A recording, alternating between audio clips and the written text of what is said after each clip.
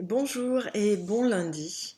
Dans la vidéo d'aujourd'hui, on va parler de comment gérer les réactions de votre entourage face à votre reconversion. C'est une question qui m'a été posée par une des participantes de la formation Reconnexion et je me suis dit que en faire une réponse publique pourrait aider plusieurs d'entre vous. Je me suis préparé plusieurs supports de notes parce que c'est vrai que c'est une question fondamentale lorsque vous êtes dans ce processus, soit même avant de vous reconvertir, lorsque vous vous questionnez, ou même pendant le moment où vous êtes en train de réfléchir à votre nouvelle activité professionnelle. L'entourage, qu'il s'agisse de vos conjoints, votre famille, vos amis ou vos collègues, va être soit une ressource, un allié, soit peut être potentiellement déstabilisateur malgré toutes leurs bonnes intentions. Et parfois, l'entourage est maladroit, n'est pas aidant, et va vous poser des questions du type vraiment, tu as vraiment aucune idée de ce que tu veux faire, qui peut être vraiment déstabilisateur, voire même culpabilisateur, parce que non, vous n'avez pas d'idée réellement. Ou bien si vous êtes en période de transition, que vous avez terminé votre ancien emploi et la personne va vous dire mais ça fait vraiment un moment que tu cherches. Qu'est-ce que tu fais de tes journées? Autre question qui peut faire du mal, qui peut être vraiment délicate à recevoir lorsqu'on nous la pose. Ou bien des sceptiques qui vont vous dire mais à quoi ça sert du coaching? Qu'est-ce que c'est? Tu ferais pas mieux de garder ton argent? Si c'était si simple, ça se saurait. Voire même, mais ne te prends pas la tête à vouloir trouver ta vocation, à vouloir trouver un job qui fait du sens. Trouve-toi quelque chose qui paye suffisamment bien et fais comme tout le monde. Sauf que non, vous ne pouvez pas faire comme tout le monde. Vous l'avez peut-être déjà fait pendant des années. Vous avez essayé de vous conformer et là, ça n'est plus possible. Donc concrètement, non. Si vous étiez câblé pour pouvoir faire comme tout le monde, vous auriez continué à le faire. Donc ma réponse est clairement non. Passer un certain stade, selon un niveau d'éveil, on ne peut plus faire comme tout le monde, repartir en arrière et se contenter d'un job purement alimentaire, même s'il paye très bien. Ça devient une question de survie. Donc, comment on fait?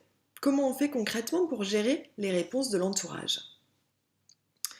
Tout d'abord, c'est important de prendre conscience que le processus que vous êtes en train de vivre, celui de vouloir changer de carrière, vous reconvertir, est un processus qui peut faire peur, qui peut réveiller des peurs de l'entourage parce que ça va jouer comme un miroir, ça va les renvoyer à leur propre position et peut-être déclencher en eux, cela ne vous appartient pas, mais cela va déclencher en eux des réactions d'inconfort, de peur, de panique, voire de stress. Donc ça, c'est une première prise de conscience. Arriver à voir que ce qu'il se passe, ce qu'il se joue lorsqu'il vous pose ces questions, finalement, c'est un jeu de miroir et donc c'est en fait des questions qu'ils n'arrivent pas à se poser à eux-mêmes, mais qui les confrontent. Donc le sachant, vous pouvez déjà mettre à distance les réactions que ça vous provoque. Ce sont des questions qui leur appartiennent. Ça, c'est le deuxième point. Ne pas prendre les propres peurs de votre entourage, les propres réactions émotionnelles inconfortables, comme quelque chose qui est de votre faute, de votre responsabilité.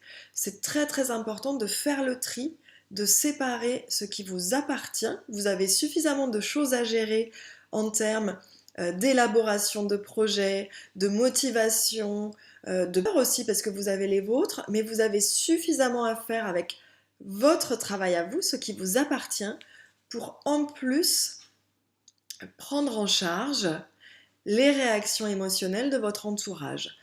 Donc comprenez ce qui se joue lorsque ces personnes vous posent la question, mais séparez vraiment. Hein. Vous gardez ce qui vous appartient et vous laissez à l'autre la responsabilité de ses peurs ou de son inconfort. Et dernier point, une application concrète, lorsque la question vous revient, lorsque les personnes sont un peu pressantes à vous poser des questions qui peut-être vous accablent, eh bien mon conseil, surtout si vous êtes en début de processus, voire même en amont, c'est-à-dire que votre projet n'est pas encore complètement défini, n'est pas encore concret, eh bien temporisez. Temporiser, cela veut dire garder du temps, justifiez-vous le moins possible, voire pas du tout, hein, vous n'en avez pas besoin, vous n'en êtes pas là, car de toute façon, vous n'avez pas toutes les réponses concrètes à apporter à la personne, et en vérité, c'est ce qu'elle recherche. Elle recherche à être rassurée, elle recherche des réponses concrètes. Donc il est vraiment très compliqué d'expliquer à des personnes qui ne sont pas dedans le processus que vous êtes en train de vivre. Et c'est la même chose pour le coaching. Quelqu'un qui ne s'est jamais fait accompagner ou coacher aura du mal à comprendre ce qu'il se passe dans ce processus. Donc ce que vous pouvez faire, c'est leur dire que pour le moment, vous préférez garder votre cheminement pour vous, mais vous pouvez aussi demander à ces personnes qu'elles vous fassent confiance et leur dire que dès que vous vous sentirez prête et que vous aurez des éléments plus concrets, vous serez ravis de les partager avec elles, mais que pour l'instant, vous en êtes dans une phase où vous avez besoin de réfléchir à l'intérieur de vous-même, pour vous seul, et donc temporiser. Dites à ces personnes-là que, évidemment, bientôt, quand ce sera le moment, vous serez ravis de leur partager vos réponses et vos projets, mais que pour l'instant, vous leur demandez de respecter votre besoin d'intériorité. Voilà ce que je vous conseille pour faire face aux questions et aux réactions de votre entourage.